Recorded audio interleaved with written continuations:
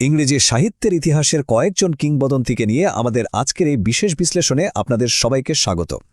আজ আমরা দেখব কিভাবে কয়েকজন লেখক তাদের লেখনীর মাধ্যমে শুধুমাত্র ভাষার গতিপথই পাল্টে দেননি, বরং গল্প বলার ধরনকেও চিরদিনের জন্য বদলে দিয়েছিলেন।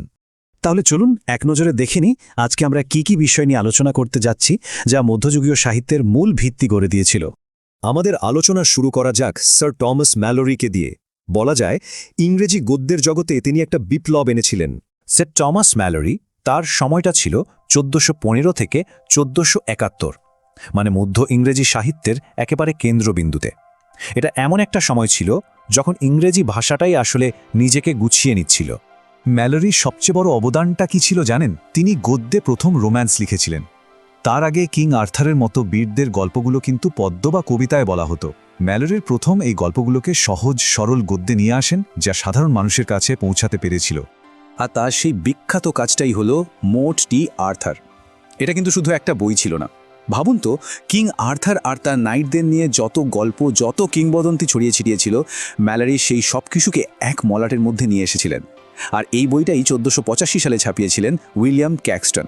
এই বইটার প্রভাব যে কতটা গভীর ছিল তা বোঝাই যায় যখন দেখি কয়েকশো বছর পরেও ভিক্টোরিয়ান যুগের বিখ্যাত কবি অ্যালফ্রেড টেনিসনও এখান থেকে অনুপ্রেরণা নিচ্ছেন।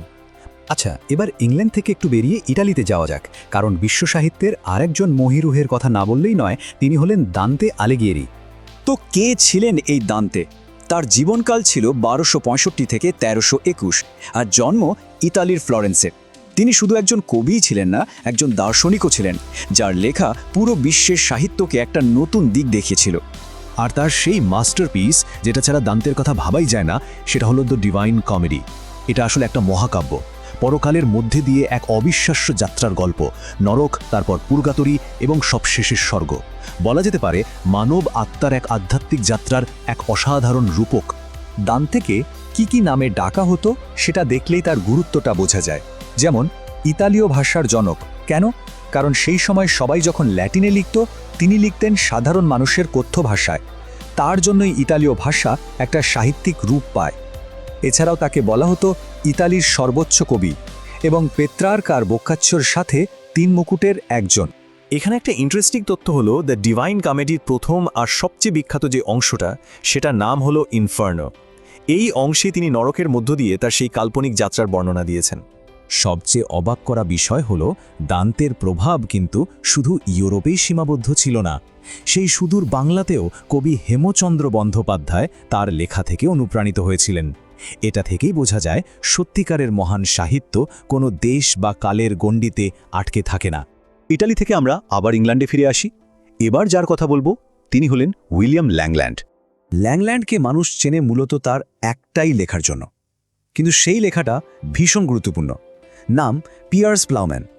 এটা একটা রূপক বা অ্যালিগরিক্যাল কবিতা, মানে গল্পের আড়ালে অন্য কিছু বোঝানো হচ্ছে। এখানে কবি স্বপ্নের মধ্যে দিয়ে সেই সময়ের সমাজ, ধর্ম আর রাজনীতির নানা অসঙ্গতি আর ভণ্ডামি তুলে ধরেছিলেন। তো এতক্ষণ আমরা লেখক আর তাদের কাজ নিয়ে কথা বললাম। এবার চলুন থিয়েটারের জগতের দুটো শব্দ নিয়ে একটা খুব সাধারণ কিন্তু গুরুত্বপূর্ণ ধারণা পরিষ্কার করে নিই।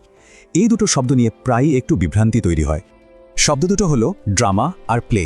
পার্থক্যটা আসলে খুব সোজা। যখন একটা গল্প শুধু লেখার আকারে থাকে, মানে স্ক্রিপ্ট হিসেবে, তখন সেটা হলো ড্রামা। আর সে একই লেখাটা যখন অভিনেতারা মঞ্চে অভিনয় করে ফুটিয়ে তোলেন, তখন সেটা হয়ে যায় প্লে। আর যিনি এই ড্রামাটা লেখেন, তাকে কি বলা হয়? তাকেই বলা হয় প্লে রাইট বা নাট্যকার। মানে তিনি সেই মানুষ যিনি প্রথমে কাগজে কলমে গল্পটা তৈরি করেন, যা পরে মঞ্চে গিয়ে প্লে হয়ে ওঠে। অ্যাম্বিশন ভাইবসের সাথে থাকার জন্য অসংখ্য ধন্যবাদ। শিখতে থাকুন, বাড়তে থাকুন, আর নিজের ভেতরের কৌতূহলটাকে সবসময় বাঁচিয়ে রাখুন। খুব শীঘ্রই দেখা হবে নতুন কোনো বিষয় নিয়ে।